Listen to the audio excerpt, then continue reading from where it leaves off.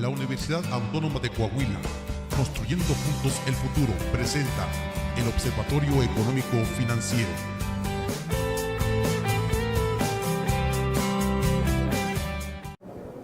Hola, ¿qué tal? Muy buen día. Bienvenidos a esta nueva cápsula informativa. Soy Edith García y el día de hoy se encuentra con nosotros el doctor en Economía Agrícola José de Jesús Espinosa Arellano, quien actualmente es catedrático investigador de nuestra universidad en la FECA Unidad Torreón. Él está aquí para hablar acerca del sector agropecuario de México y particularmente en la comarca lagunera. Doctor, cuéntenos por qué es importante el sector agropecuario y forestal para el país. Hola Edith, sí, cómo no, mira, este sector es muy importante para la economía del país por varios aspectos. Uno es porque es proveedor de alimentos.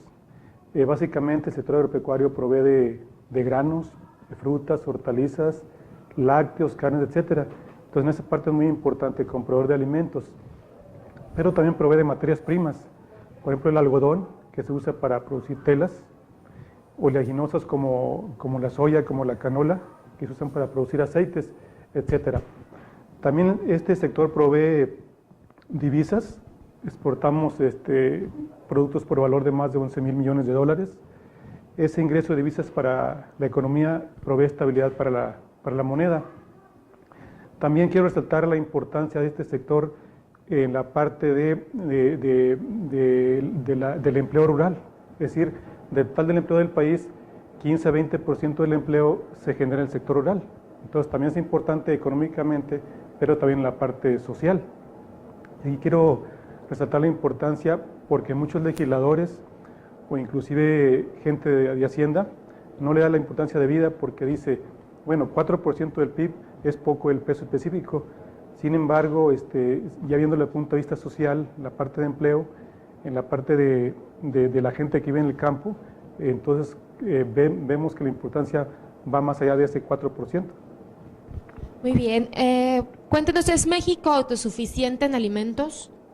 Bueno, lamentablemente no es autosuficiente. Somos un país que no producimos lo que consumimos. Para darte un dato, producimos como menos de 30 millones de toneladas de alimentos básicos, pero consumimos más de 40. Es decir, tenemos un déficit como de 13 millones de toneladas de alimentos básicos alimenticios. Para ponerte algunos ejemplos, en soya importamos más del 90% del consumo. En arroz, como el 80% del consumo nacional depende de las importaciones. En trigo, como el 65%. En maíz, como el 20% del consumo viene de las importaciones. Entonces esto es muy lamentable porque fuimos un país exportador. El siglo pasado, en la década de los 60s y 70s, éramos un país netamente exportador. Lamentablemente nos hemos convertido en un país importador y eso es bastante lamentable. Bueno, ¿cuáles son los principales productos agropecuarios que produce la comarca lagunera? Bueno, aquí la laguna es líder en producción agropecuaria en varios productos. Por ejemplo, en el caso de la leche de vaca, esta es la principal cuenca lechera del país. En el caso de la leche de cabra también somos líderes nacionales. Y en el caso del melón Cantaloupe o melón chino también somos líderes nacionales. Pero la laguna sí está muy orientada a lo que es producción de forrajes en la parte agrícola.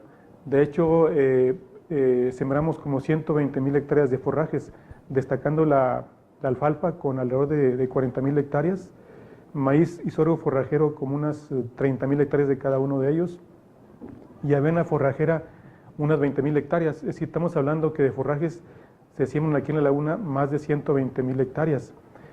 Le sigue en importancia el algodonero con unas 15,000 hectáreas, la nuez o el nogal con unas 7,000 hectáreas y el melón con unas 5,000 hectáreas. En el caso del melón es poca la superficie, relativamente 5,000 hectáreas, pero es de un alto valor agregado, de un alto valor económico y genera muchísimo empleo.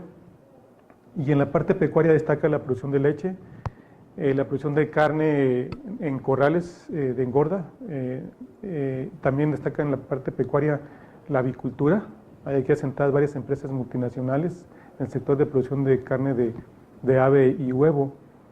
Y en general es un sector bastante dinámico. De hecho, la laguna depende fuertemente del sector agropecuario. Muy bien, bueno, ¿qué tan importante ha sido el cultivo de algodonero para el desarrollo de la región lagunera? Bueno, el algodón es parte de la historia de la laguna. El algodonero fue fuente importante de atracción de gente de otros estados de la República. Aquí en la laguna sembraban más de 100,000 hectáreas de algodonero, actualmente son unas 15,000, pero en aquellos años, en el siglo pasado, la mano de obra regional era insuficiente para poder cosechar la abundante fibra que se producía en la comarca, de tal forma que empezó a haber migración de otros estados aquí a la región lagunera. Esa gente que vino a trabajar en la cosecha, muchos de ellos decidieron quedarse. Entonces parte de la migración, parte de la población actual vino en los tiempos del algodón, de la época de oro del algodonero.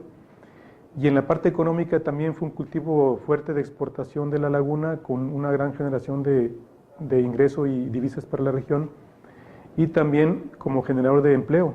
Es un cultivo que genera mucha mano de obra, sobre todo en la parte de la cosecha. Entonces tiene mucho que ver aquí el algodonero para entender la historia de la región lagunera. ¿De qué depende que la actividad agropecuaria continúe en la comarca lagunera?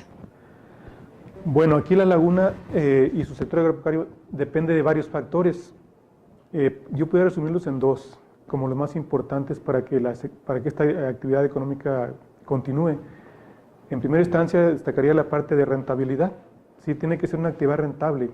La agricultura es una empresa, tiene que ser negocio para que la gente, los productores le sigan invirtiendo.